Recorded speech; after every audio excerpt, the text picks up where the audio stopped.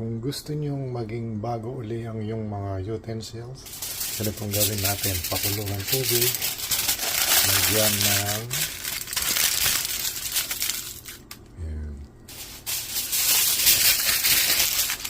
aluminum foil. Yan. Sakrampol natin. Yan. Yan.